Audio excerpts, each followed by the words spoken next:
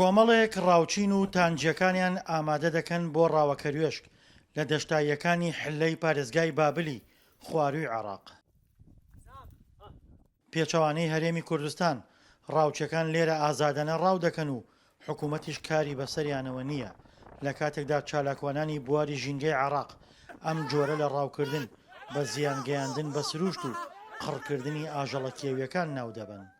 ئێمە لای خۆمان وەک ئێرە نییە، لای خۆمان مەوعودێکمان هەیە بۆ ڕاو لە مانگدەوە بۆ مانگدوو، بەڵام لای ئەمان بەردەوامە ینی ساڵەکە بەردەوامەوان ڕاوەکەن کەسیش نایەتە گیانن و کەسیش ینیوە نییە بێژی وەڵام مەمنوعە مخەوەن بۆ خۆیان ڕاوەکەن کەس ڕێگیریان لێ ناکە.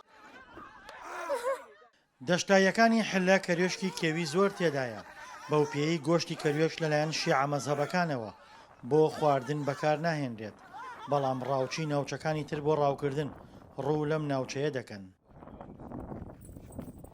لێرە ڕاوکردن بە بەرچاوی دام و دەستگا حکوومیەکانەوە دەکرێت وەک ئەوەی زیانگەیاندن بە سروشت حاڵەتێکی ئاسایی بێت.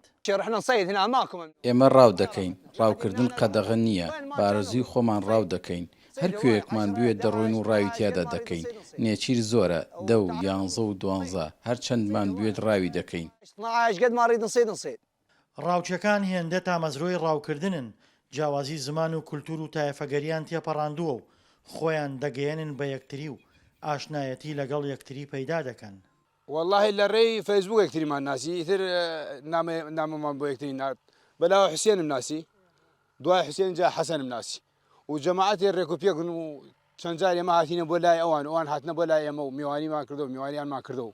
چالاکوانانی بواری ژینگە و کێودۆستانی هەرێمی کوردستان نیگەرانن لە دۆخی ئاژەڵە کێویەکانی ناوچەکانی ژێردەسەڵاتی عێراق و داوای سنووردانان بۆ دیاردەی ڕاوکردن دەکەن. سۆران ئەحمەد ئەندامی ڕێکخراوی کێودۆستانی گەرمیان بە دەنگی ئەمریکای ڕاگەیاند سروشتی عێراق و هەرێمی کوردستان کراوەیە بەڕووی یەکتریدا و ئاژەڵەکان هاتوچۆ دەکەن بۆیە ڕێگەدان بە ڕاوکردن لە عێراق زیان بە سروشتی کوردستانیش دەگەیەنێت.